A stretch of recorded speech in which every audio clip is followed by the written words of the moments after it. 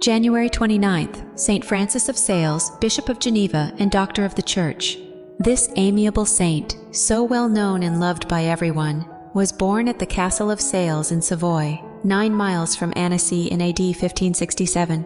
His father, the Count of Sales, and his pious mother brought him up from his earliest years in innocence and piety, and he was distinguished in his childhood by his extraordinary charity for the poor, his candor and love of truth, and his tender devotion to the Blessed Mother of God. After some time spent at the College of Annecy, he was sent under charge of a virtuous priest to pursue his studies at Paris, where he went through his rhetoric and philosophy with great applause, and was instructed in the various accomplishments suitable to his position in life. To fortify himself against the dangers to which he was here exposed, he practiced regular mortifications, frequently wore a hair shirt, and spent much time in prayer, but especially did he place himself under the protection of the Immaculate Mother of God, making in her honor a vow of perpetual chastity.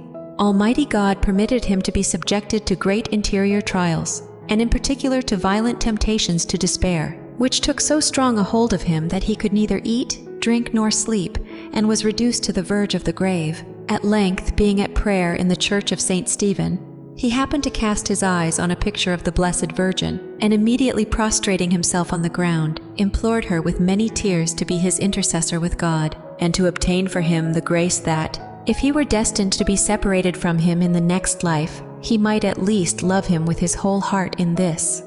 No sooner had he finished his prayer than the cloud passed away from his soul, and he became replenished with a heavenly peace and an entire confidence in God's fatherly providence.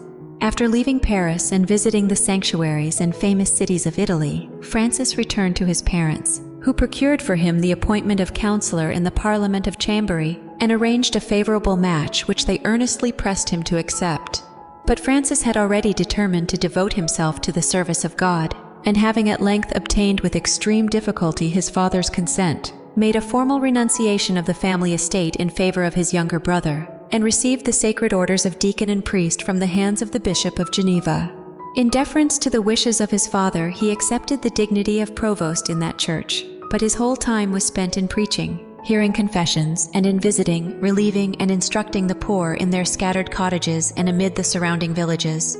The Duchy of Chablais and the adjacent territory, which had for some time formed part of the Protestant canton of Bern and were a hotbed of Calvinism, had lately been reunited to the Duchy of Savoy, and an apostle was required to win back the inhabitants to Catholic unity.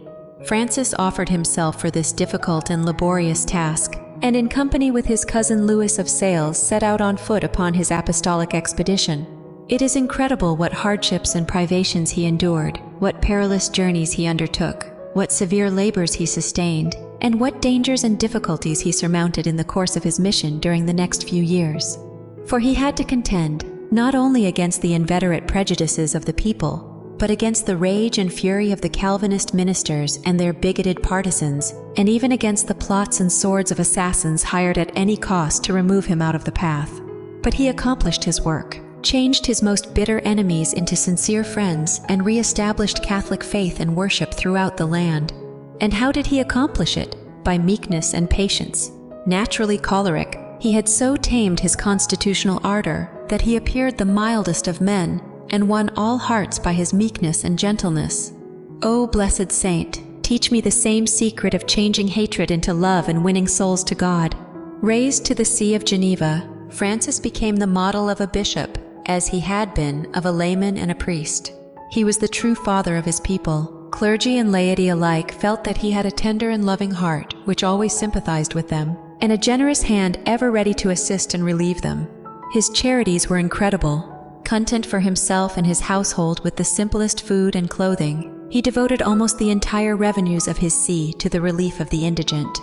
By patience and meekness, he was able to carry out the most important reforms in the discipline of the religious houses of his diocese, and in the lives and manners of his clergy. His sermons, full of divine unction, were the means of the conversion of innumerable heretics and sinners. But what he most loved was the instruction of the poor, and of the little children whom he catechized in person. He devoted much of his time to the work of the confessional, but among these numerous occupations and the constant visitation of his diocese, he found time to compose several ascetic works of great value, which have merited for him a place among the doctors of the Catholic Church. His letters to his spiritual children, among whom was Saint Jane Frances of Chantal, foundress of the Order of the Visitation, have ever been esteemed a model of prudent and wise direction. Having arrived at Lyons on a mission to the King of France, he chose for his lodging the poor cottage of the gardener of the Visitation Convent, in preference to the magnificent apartments which were placed at his disposal. Here he was attacked with his last illness, being struck down by apoplexy, which gradually took possession of his senses. He bore with invincible patience the barbarous remedies applied by the physicians, though the severity of the pain forced tears from his eyes. Meanwhile he poured out his soul in tender aspirations of love and longing desires to be united to Jesus Christ. Having received the last sacraments, he happily expired on the Feast of Holy Innocents, A.D. 1622, in the 56th year of his age, and the 20th of his episcopate.